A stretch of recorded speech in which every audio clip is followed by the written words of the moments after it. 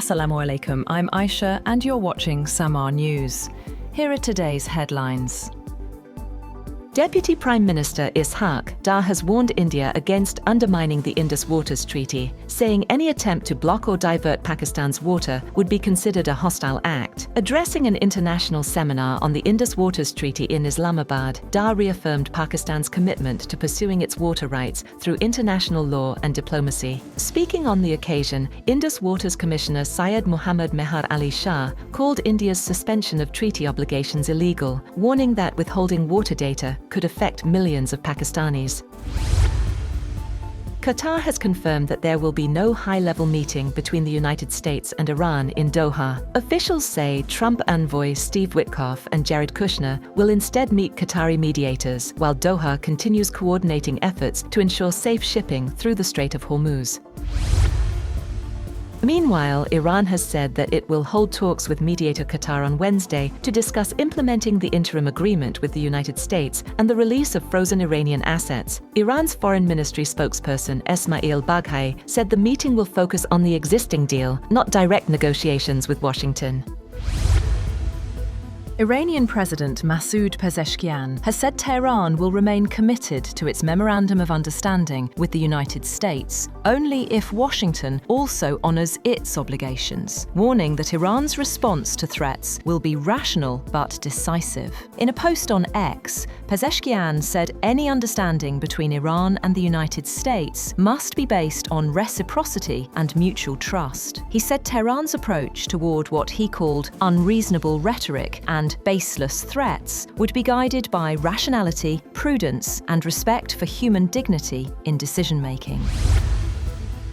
Iran has reiterated that it will respond decisively to any US violation of the Memorandum of Understanding aimed at ending the regional war. Tehran warned that repeated breaches could jeopardize the peace process ahead of indirect talks in Qatar. Meanwhile, Iran's foreign ministry said in a statement that the country alone would conduct mine clearance in the Strait of Hormuz under the Islamabad Memorandum of Understanding. Tehran also warned France against involvement after President Emmanuel Macron proposed a joint mine clearing effort with Oman.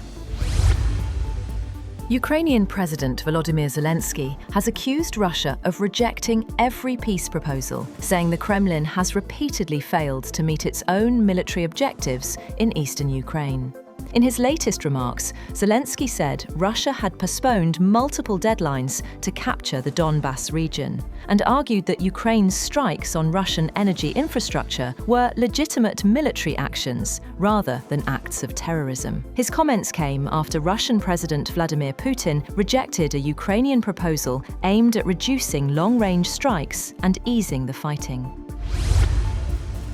Turkey says NATO is adapting to an evolving global security environment and insists the United States is not preparing to withdraw from the alliance. Speaking ahead of next week's NATO summit in Ankara, Turkish Defence Minister Yasar Güler said the alliance remains united despite ongoing debates over defence spending, burden sharing, and US military deployments. Turkey will host leaders from all 32 NATO member states, along with representatives from Gulf and Asia-Pacific countries, as the alliance seeks to strengthen cooperation and regional deterrence.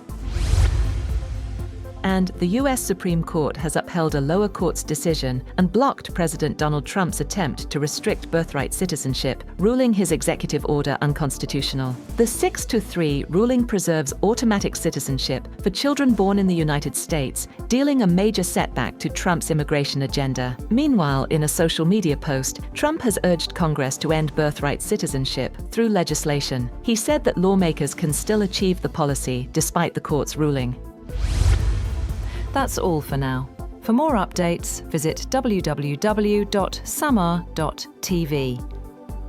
Thank you for watching Samaa News.